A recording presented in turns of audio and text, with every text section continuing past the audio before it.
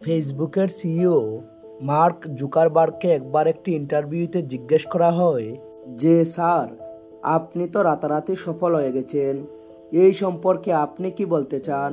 তখন mark Zuckerberg বলে, তুমি সত্যি বলেছ, আমি রাতারাতি সফল হয়ে গেছি, কিন্তু ওই রাতটি অনেক লম্বা ছিল। ওই রাতটা কেবল আমি দেখেছি, আর আমি জানি সেটা কতটা বড় ছিল। অর্থাৎ বছরের পর বছর তপস্যা করার পরই নতুন কিছু পাওয়া যায়। আমি জানি সফলতা একদিনে পাওয়া যায় না, কিন্তু যদি বিশ্বাস করেন ও জেদ করেন তাহলে একদিন অবশ্যই পাওয়া যাবে। আমি যখন টিভিতে মহাভারত দেখেছিলাম, আর আশা করি আপনারাও অনেকেই এই মহাভারতটি দেখেছিলেন, আর সেখানে আমি একটি জিনিস খেয়াল করি, আর আপনারাও হয়তো খেয়াল করেছেন, যে সেখানে যত ঋষি আছে সবাই বছরের পর বছর তপস্যা করে, তারপর তারা কোনো বর পায়। আর ওই একটি বর পাবার জন্য না জানে কত সমস্যার সাথে এরা লড়াই করে, বছরের পর বছর তপস্যা করে, তারপর তারা বর পায়। আর এটাকে আপনি আপনার জীবনের সাথে তুলনা করুন। এখানে ওই বর হলো আপনার স্বপ্ন, আপনার সফলতা, আর তপস্যা হলো আপনার কাজ, আপনার চেষ্টা। প্রতিটি মানুষেরই বর আলাদা, তাই প্রতিটি মানুষের তপস্যাও আলাদা হবে। আর আপনার তপস্যা কি, সেটা আপনাকেই ঠিক করতে হবে। আর একটি কথা মনে রাখবেন, নিজের জীবনের সিদ্ধান্ত আপনাকেই নিতে হবে, তা না হলে অন্য কেউ এসে আপনার জীবনের সিদ্ধান্ত নিয়ে নেবে।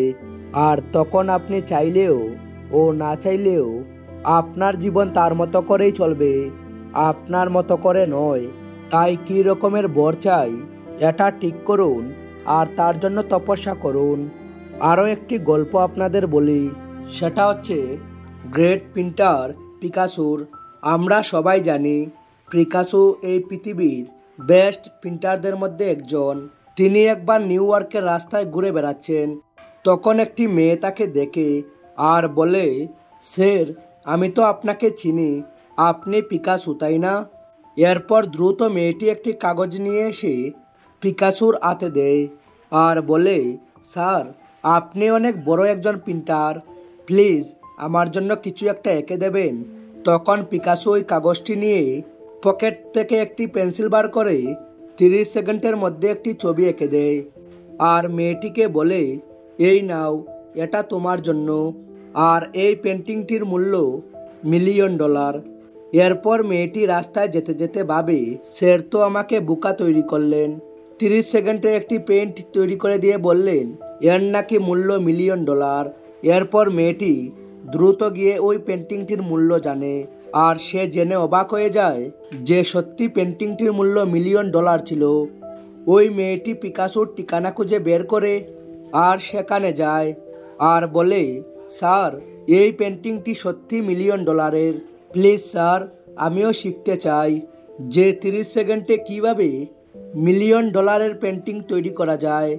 তখন পিকাসো এসে বলে, এই 30 সেকেন্ডের পেন্টিং তৈরি করার জন্য আমার 30 বছর সময় লেগেছে। আমি আবারও আপনাদের বলছি, কঠোর তপস্যা করতে হয়, বছরের পর বছর করতে হয়, তারপর নতুন কিছু করা যায়। তাহলেই আপনি সেই জীবন পাবেন যার স্বপ্ন আপনি দেখেন। এই কথাটা তো আপনি শুনেছেন, যে পাথরের উপরে জলের ফোঁটা যখন টুপ টুপ করে পড়ে, ওই জলের ফোঁটা একদিন পাথরের মধ্যে গর্ত করে দেয়।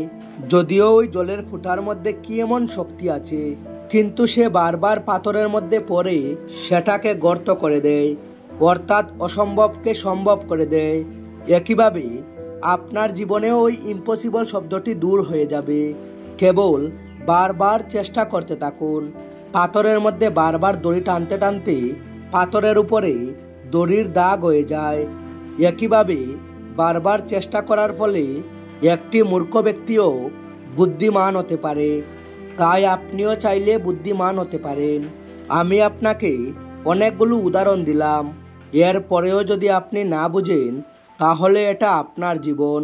আজ আপনি যা কিছু করবেন তার 100% রিটার্ন কেবলমাত্র আপনিই পাবেন। তো বন্ধুরা, ভিডিওটি ভালো লাগলে লাইক এবং শেয়ার করতে ভুলবেন না, কারণ ভালো জিনিস সবার সাথে ভাগ করে নেওয়াটা অনেক ভালো। Thanks for watching.